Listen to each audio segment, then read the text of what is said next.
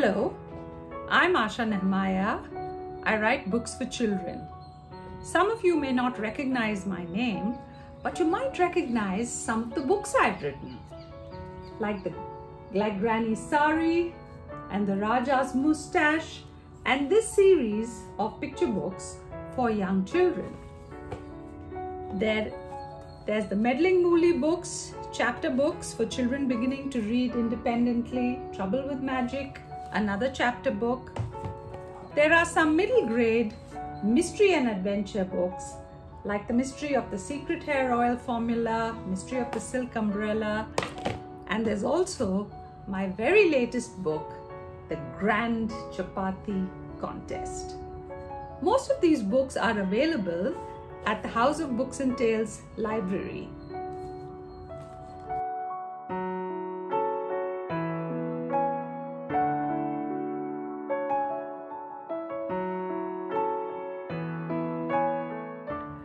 What kind of a child was I? Well, I was always a very dreamy child. If you walked into the classroom and there was one child who was looking out of the window instead of looking at the blackboard, that would be me. And in my report card, teachers would always be writing comments like, Asha comes to class without bringing her books. Asha is very distracted in class. She keeps looking out of the window. But I was very fortunate that my parents never scolded me for being very dreamy and very distracted. They just let me be. And I slowly just managed to get over it and not be so distracted, though I continued to be dreamy.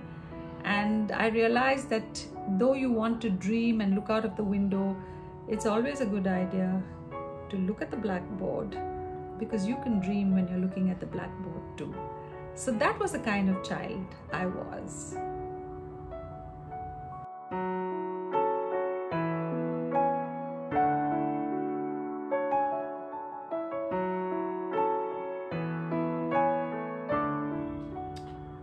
From a very young age, probably when I was in grade 3 or grade 4, I had decided that I am going to become an author and publish books, because writing was something I loved to do.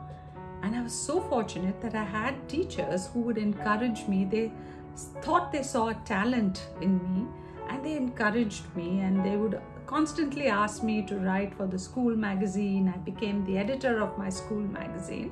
So I was quite sure that I was going to earn a living writing. But when I actually started writing, I didn't become an author, I became a copywriter. I wrote ads. I wrote the script for television advertisements and print advertisements.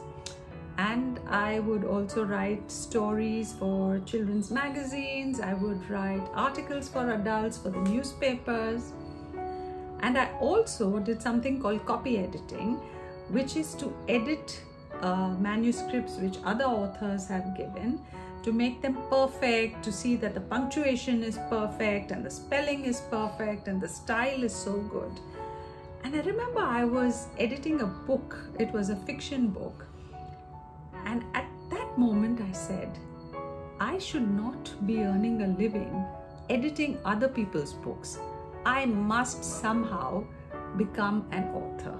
And from that point onwards, I started sending in manuscripts to so many publishing houses till I got my first acceptance.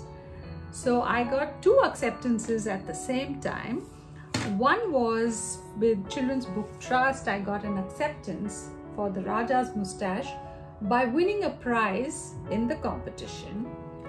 And I also got an acceptance from Scholastic for publishing this book, Zigzag and Other Stories. And that is how I became an author.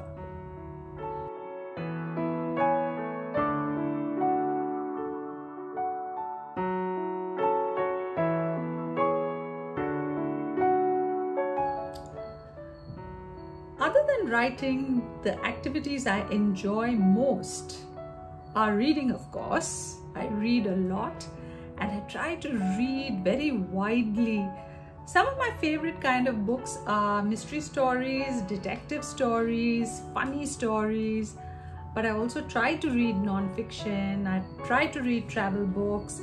I try to read as widely as possible. I love baking and I love eating what I've baked. I like going for long walks and I like playing a card game called bridge. And as a writer, I'm also very conscious that I have to feed my writing. And how do you feed your writing? You feed your writing by having as many new experiences as you can, by meeting as many different kinds of people as you can, because all these are what seep into your writing and make it interesting. And they make life interesting for you too. So whenever I get an opportunity, I try to visit a new place. I try to visit busy marketplaces. I try to visit fabric stores. I try to visit new countries. I love meeting new people. And these are all the joys of being a writer.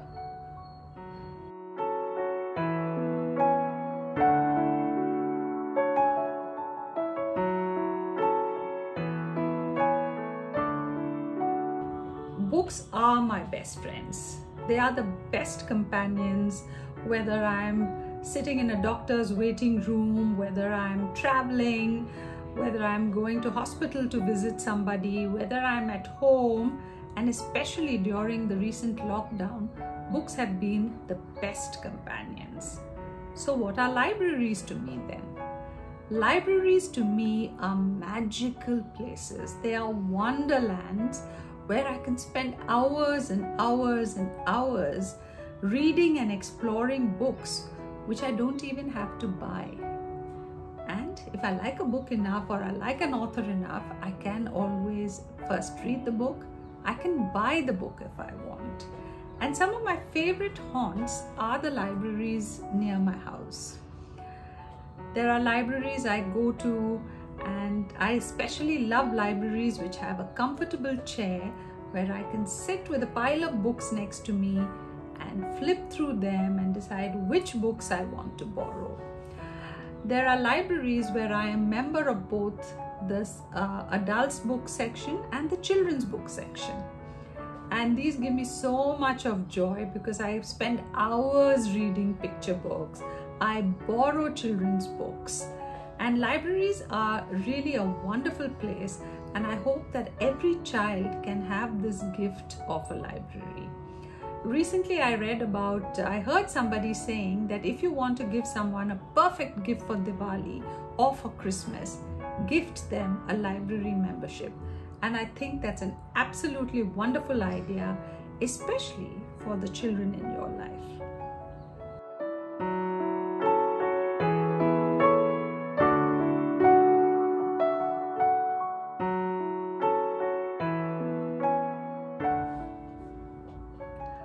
What do I want to convey to my audience through my writing?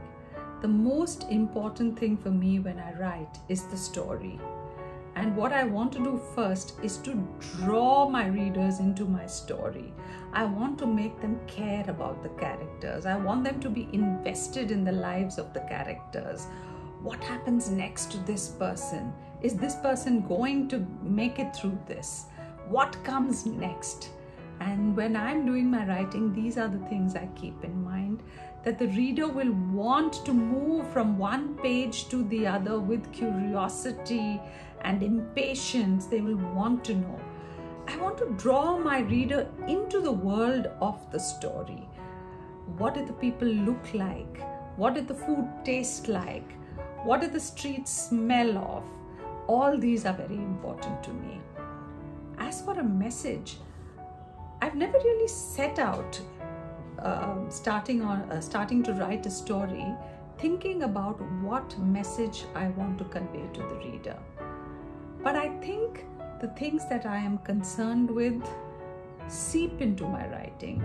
Or sometimes when I reach a particular point in my writing, what happens is there is an opportunity to maybe mention very subtly something which the story has given me the opportunity. So it's not that I fashion my story to convey a message. Instead, sometimes the story offers me an opportunity and then maybe I can get across something that has been bothering me or troubling me or making me happy. And that for me is the most important part of connecting with my reader.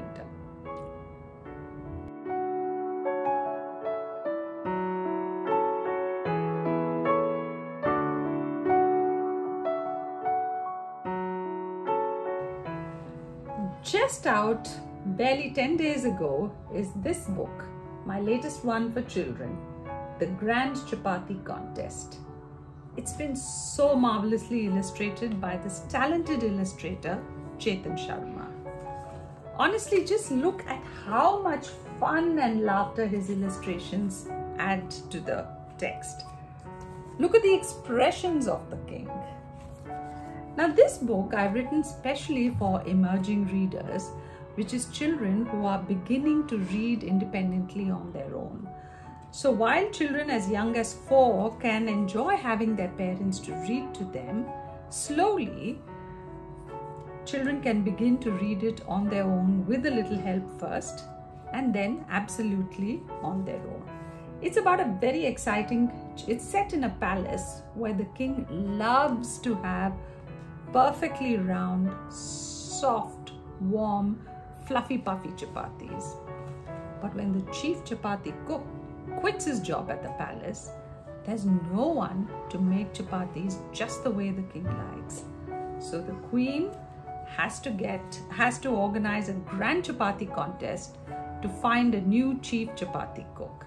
So there's a lot of fun, there are tricks, there's laughter, and it's a book for all ages to enjoy. And I think that whatever your age might be, you'll be wanting to know who wins the Grand Chapati Contest. And I know that copies of this book are available at the House of Books and Tales. And not just this book, many of my other books as well.